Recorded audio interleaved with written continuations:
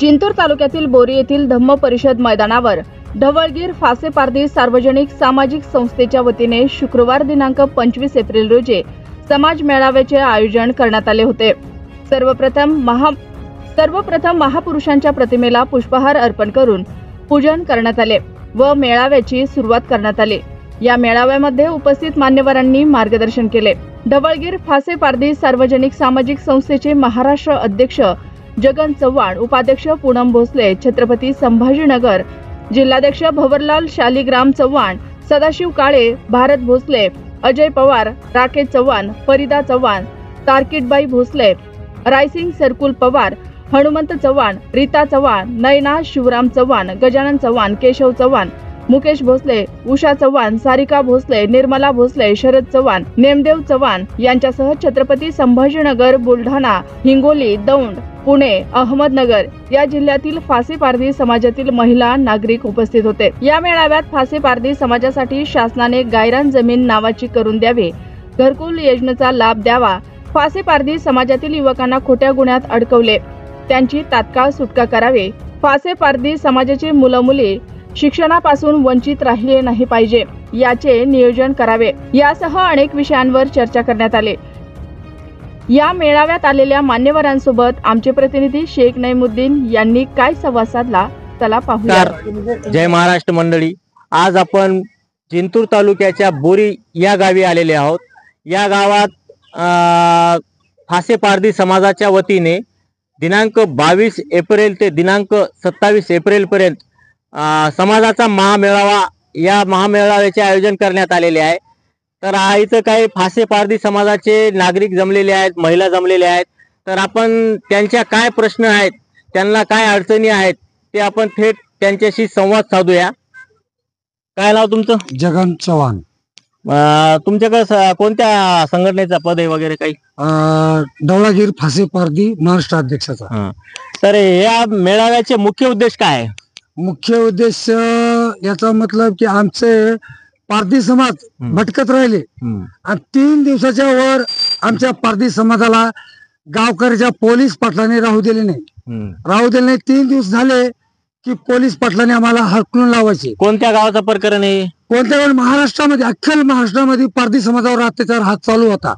त्याचे कारण की इंदिरा गांधीच्या काळामध्ये 1972 मध्ये आमचा शिकारीचा धंदा बंद केला। त्यामुळे सिलिंग कायदा काढला होता इंदिरा गांधीच्या काळामध्ये। पारधी समाज त्या गावामध्ये जर राहिला पकावून तर सिलिंग जमीन काढून तहसीलदार कलेक्टरने जमीन तयार करून सिलिंग जमीन तयार करून पारधी समाजाला देण्यात येईल म्हणून आम्हाला राहू दिले नाही। तोच कायदा आजपर्यंत आमच्या फासी पारधी समाजावर चालू आहे। आता शासनाकडून काय तुमच्या मागण्या? आमच्या मागण्या अशा आहेत की घरकुल मिळावे, तर ते घरकुलासाठी नमुना काठ मागतात तेव्हा आम्ही घरकुल देतो, नाही तर घरकुल देत नाही। मग नमुना नंबर 8 साठी तुम्ही काय म्हणजे कोणत्या प्रकारे शासनाकडे मागणी करणार? कुठल्या जमीन तुम्हाला द्यावे असे शासनाकडे मागणी करणार? सरकारी जमीन असली तर त्याच्यात नमुना काढ देण्यात यावे, अथवा गव्हर्नमेंट जी आर काढे की जागा नसली तर विकत घेऊन प्लॉट देण्यात यावे। असे जी आर काढायला असेल तरी आमच्यावर दुर्लक्ष करतात गव्हर्नमेंट। ग्रामसेवक, तलाठी, ग्रामपंचायत असे दुर्लक्ष करतात। या मेळाव्यासाठी महाराष्ट्रातून कुठून तुमच्या समाजाचे नागरिक महिला आलेले आहेत? औरंगाबाद जिल्ह्याहून आलेले आहेत, पुण्याहून आलेले आहेत, काही बुलढाण्याहून आलेले आहेत, परभणी आणि दौंडहून आलेले आहेत, काही आपलं हे बीडहून आलेले आहेत। बरं, तुम्ही म्हणतात की घरकुलासाठी जागा पाहिजे, गायरान जागा हे तुमच्या नावावर करून द्या असे तुम्ही शासनाकडे मागणी केलेली आहे। तर यासाठी काय आंदोलन केले का, उपोषण केले का तुम्ही? आम्ही आमरण उपोषण केले, परभणी जिल्हाधिकारीकडे उपोषण केले। त्यावेळेस पहिल्यांदा केले तेव्हा आम्हाला न्याय मिळाला नाही। आतापर्यंत 15 ऑगस्टला उपोषण केले तर आम्ही उपोषण केले तर कलेक्टरने उत्तर दिले आम्हाला, ते आमच्याकडे पेपर आहेत, सगळा पुरावा आहे. तर त्यांनी काय म्हणले, मी माझ्यातर्फे मुंबईला पाठवले, मुंबईहून उत्तर येणार. तर उत्तर आले नाही आम्हाला. अखेरी आम्ही मुंबईला गेलो, मुंबईला पण आम्ही अर्ज दिले की आम्हाला उत्तर मिळाले नाही आणि आम्हाला जागा दिली नाही. आणि आम्हाला काही लोक असे सांगतात की एका 33 बाय 33 प्लॉट आहे आमच्या नावाने, त्याच्यावर घरावर तळावर तळा बांधा आणि आमची देवाची जागा नाही नावावर करून देत. देवाची जागा आम्ही ताब्यात धरून ठेवली, पोरासाठी जागा आहे, रिकामी जागा असून आम्हाला देत नाही. आता तुम्ही बोरी या गावात वास्तव्य आहेत, इथं राहतात तुम्ही, तर आता तुमचे जे घर आहेत ते गायरान जमिनीवर आहेत का? गायरान जमीन आहे आणि ते पूर्वसन केलेलं आमचं कौसाडीहून बोरी तर पूर्णसन केले गवळी तहसीलदार साहेबांनी. अच्छा. आणि ती जमीन आम्हाला 33 बाय 33 एक गुंठा दिलेला आहे. आता ते 33 बाय 33 एक गुंठा तुमच्या नावाने आहे का? नावाने आहे, फक्त मुलाच्या नावाने, आमच्या दोघा नवरा बायकोच्या नाही. अच्छा. तो त्याच गुंठ्यामध्ये पोराची घरं बांधा म्हणतात. वाढेल कुटुंबवाले असून त्याला घरकुल तयार झालेले, मंजूर झालेले, अजून आम्हाला बांधता येत नाही. म्हणजे जागा नसल्यामुळे बांधता येत. आता तुम्ही हे जे मेळावा ठेवला, आता मेळाव्यामध्ये समजा तुम्हाला जे जे काय मुद्दे तुम्ही मांडले इथे, आता शासनाकडे तुम्ही कोणत्या प्रकारे, जे तुमच्यावर अन्याय होते, अत्याचार होते, तुम्हाला जागा भेटत नाही, तर कोणत्या पद्धतीने तुम्ही शासनाकडे मागणी करणार? म्हणजे उपोषण करणार का रस्ता रोको करणार?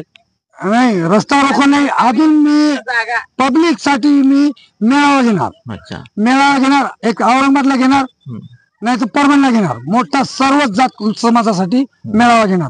औरंगाबाद जिल्ह्यामध्ये आमच्या पारधी समाजाला राशन कार्ड दिलेत पण राशन मिळत नाही. अच्छा. त्याचे कारण काय? एवढ्या जनतेच्या पब्लिकला राशन मिळतंय, आमच्या पारधी समाजाला राशन मिळत नाही आणि राशन कार्ड मिळाले. तुमचं नाव काय ताई? पूनम नितेश भोसले. तुम्ही महाराष्ट्र या संघटनेच्या महाराष्ट्राच्या कोणत्या पदावर आहेत? सर्व सामाजिक उपाध्यक्ष. अच्छा. महाराष्ट्र. म्हणजे तुम्ही या मेळाव्यामध्ये संभाजीनगर औरंगाबाद येथून इथं आलेले आहेत, इथं उपस्थित राहिले. तुमचा 22 ते 27 पर्यंत हा मेळावा सुरू राहणार आहे. तर यामध्ये असे काय तुमच्या समाजासाठी असे काय मुद्दे मांडण्यात आलेले आहेत? आमचे मुद्दे, आम्ही आमच्या लेकराचं शिक्षण करतो, आमच्या लेकराला शिक्षण होत नाही, आमच्या लेकराला नोकऱ्या भेटत नाही, आमच्या जातीला कुठं गारांनावर होत नाही, कुठं घरकुल भेटत नाही, कुठं नळ भेटत नाही, त्यांना लाईट बिल भेटत नाही, कुठं आमच्या पारधी समाजाला राशन भेटत नाही. अजून विषय, आम्ही घर बांधले तर आमच्या घरावर बुलडोजर चालतेत, आमच्यावर खोटे नाटे गुन्हे दाखल करतेत. आमचा ह्यो पारधी समाज मागलच्या वर्षीचा मागच राहिलेला आहे. सरकारला आम्ही किती काही विनंती करतो का आमचा भरोसा करा, आम्हाला न्याय द्या. सरकार आमच्या कोणत्या गोष्टीला स्वीकार करीत नाहीये. आमच्या समाजाला आमच्या समाजाला म्हणजे समजा बायावर एवढा अत्याचार आहे, आमच्या बायाला कुठं न्याय भेटत नाही. आम्ही कुठं मेळावा घेतला तर तिथं सरकार लोक आमचा मेळावा बसून देत नाही. आमची एकच विनंती आहे का सरकार लोकांना आमचं कुठं बी म्हणजे आम्हाला पारधी समाजाला सरकार लोकांना यो म्हणजे हक्क द्यावा का कुठं बी कोणत्या जिल्ह्यात जा, कोणत्या जिल्ह्यात या, म्हणजे आम्हाला कुठं बी न्याय भेटला पाहिजे ना. आम्हाला कुठं बी आमच्या मेळावा बसून आमची मिठामाटी करून द्यायला पाहिजे. कारण की आमचा पारधी समाज लई वाईट आहे, यांना शिक्षण नाही, काय काय लोकांना ज्ञान नाही, काय काय लोकांना ज्ञान नाही, ते आम्ही त्यांना सुधारायला पाहतो, काय काय लोक सुधरत नाही. आता ह्यो आमचा मेळावा बसलेला आहे, समजा कोणाला काही न्याय नाही, कोणावर लय अत्याचार आहे, कोणाला वावर नाही, कोणाला घरकुल नाही. पारधी समाज, अख्खा महाराष्ट्र पारधी समाज हा गारणात राहतो. हा म्हणजे कलेक्टरची जागा राहते, हा ग्रामपंचायत जागा राहते. आमचा पारधी समाज हा म्हणजे गारण जागावर राहतो. आमच्या बापदादांना काही म्हणजे असे आमचे 7 बारे कुठं कमी नाही, हे नुसतं गारणात राहतो. तसं सतीश खोक्या भाई तेव्हा त्यांचं घर गार बांधलं, ते वाटप केलेलं, पण त्यांच्या घरावर बुलडोजर चाललंय या सरकार लोकांना न चौकशी करताना. तसं आमचा हा पारधी समाज आहे, इथून पुढे कधी आमच्या घरावर बुलडोझर न चालव, आमच्या लेकी बाळीवर अत्याचार न व्हा म्हणून आम्ही सरकारकडून ही विनंती करतो की आम्हाला कुठं बी 2 दिवसाची 4 दिवसाची म्हणजे आम्हाला परवानगी सरकार लोकांना महाराष्ट्र सरकारनं आम्हाला परवानगी द्यावा आणि कायमस्वरूपीसाठी गायरान जागा तुमच्या नावावर करून द्यावा अशी मागणी आहे तुमची. हा, आणि आम्हाला राहायला घर द्यावा, आम्हाला गारण द्यावा, आम्हाला पुढे बी आमची संस्था म्हणजे सरकार लोकांना पारधी समाजला हा करून द्यावी. तुमचं नाव काय तुमचं? माझं भारत शत्रुघ्न भोसले. हे भारत शत्रुघ्न भोसले हे बुलढाणा जिल्ह्यातून आलेले. बुलढाणा जिल्ह्याचं. तुम्ही तुमच्या गावाचं नाव काय म्हणले? पेनटाकळी, तालुका मेकर. तुमच्यावर तिथं पेनटाकळी मध्ये काय अन्याय झालाय? माझ्यावर असा अन्याय झालेला आहे पेनटाकळी गावात की मला त्यानं सांगितलं की तुला घरकुल देऊ, तुला 8 देऊ, तुम्हाला 8 देऊ, घरकुल देऊ, असे खोटे आश्वासन देऊन त्यानं माझे घर पाडले. घर पाडल्यानंतर 1992 पासून ती जागा माझ्या ताब्यात आहे. तिथं 1992 पासून मी तिथं राहत आहे आणि रहिवासी असून त्यानं माझं घर पाडलेलं आहे. आणि 40 पत्राचे माझ्या मुलाचं घर होतं, माझ्या बापाचं घर होतं, माझं घर होतं. ते घर त्यांना पाडलं आणि आज रोजी आम्हाला बेघर करून आम्ही उन्हात पत्र ठोकून राहत आहे. तिथं पेनटाकळी गावात, पेनटाकळी जाग्यावर तिथं चिचेचे झाड लावलेले आहेत, आंब्याचे झाड आहेत, नारळाचे झाड लावलेले आहेत, कलमी, अजून चक्कूचे झाड लावलेले आहेत. ते झाडं लावून आम्ही सावलेली तिथं बसतो आणि आम्ही त्याच जागेवर राहून राहिलो. तीच जागा आम्हाला 8 करून द्यावं. गव्हर्नमेंटनं दुर्लक्ष केलं आणि केंद्रीय जे मंत्री आहेत जिथं बी आम्ही अर्ज केले तिथं बी केंद्रीय मंत्र्याचा फोन जातो आणि केंद्रीय मंत्री त्या अर्जाला स्वीकारू देत केंद्रीय मंत्री त्या अर्जाला स्वीकारू देत नाहीत. आणि केंद्रीय मंत्रीपासून आमच्या फासेपारधी समाजाला सगळं मंत्र्यापासून आम्हाला वंचित ठेवण्यात आले की गायरान जमिनीत घरकुलं देत नाहीत, गायरान जमिनीत आम्हाला राहायचा परवानगी नाही आणि आम्हाला राहायला कायम स्वरूपी 8 देण्यात यावं. जिथे फासेपारधी लोक राहत आहे तिथं त्यांना घरकुल देण्यात यावं, तिथं 8 बनवून देण्यात यावं. असं सगळ्या विधानसभेत बी कायदा पुस्तकात अत्यक्रमात लिहिलेलं आहे. बाबासाहेबांना असा कायदा काढलेला आहे की जिथं माणूस राहिला तिथं त्याचं घर बांधून देण्यात येते. आणि या कायद्याला सोडून दुसऱ्या कायद्याच्या रूलनं चालू आहे. आज रोजी प्रशासन असं करायला लागलं की त्यांना त्यांना लगे फोन लावून बोलतात की तुम्ही या फासेपारद्याला का इष्टे काढून दिला, फासेपारद्याला कोणत्या कारणामुळे इष्टे दिला आणि कुठं फासेपारद्याला, असे आमच्यावर लय अन्याय झालेले आहेत. आता 3 वर्षापासून आमरण उपोषण केलं जाग्याकरता.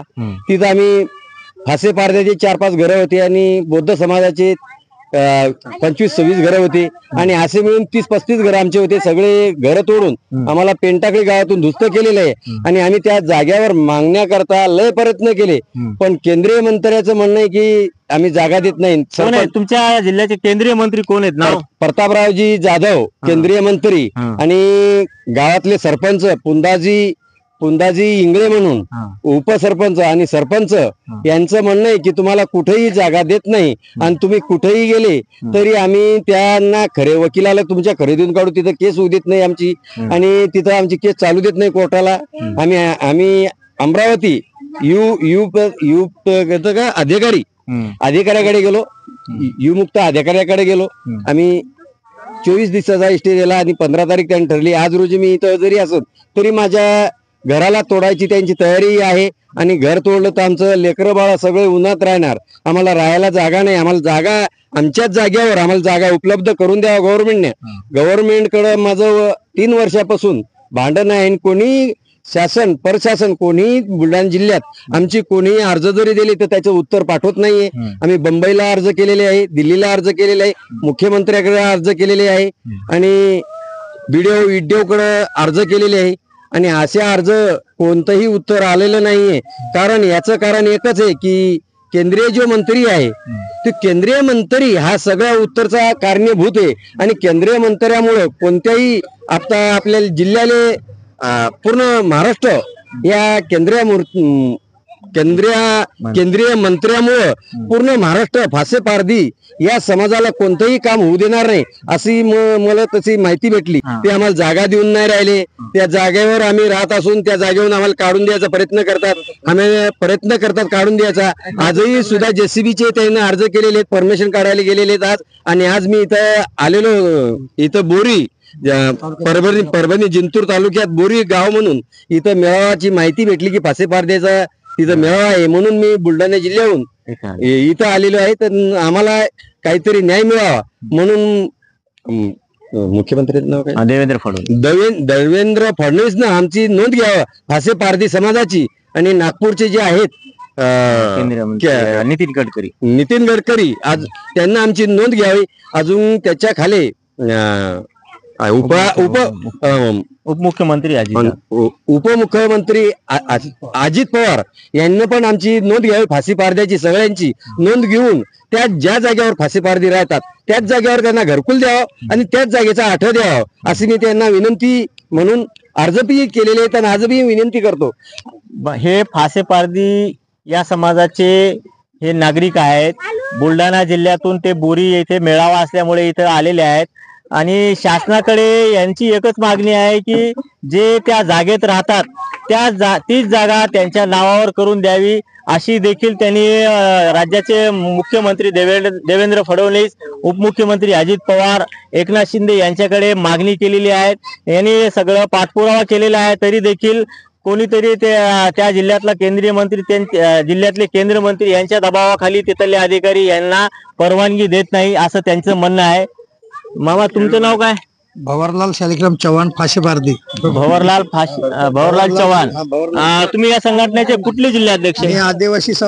आदिवासी संघटनेकडे सिल्लोड तालुक्यामध्ये. अच्छा, मग तुमची काय मागणी आहे शासनाकडे? आपली मागणी अशी महाराष्ट्रामध्ये पूर्ण महाराष्ट्रामध्ये जिथे अत्याक्रम करायला पारधी लोकांना आदिवासी लोकांना जे भूमीने त्यांच्या नावाने तिथेच घरकुल बांधून देण्यात आले पाहिजे.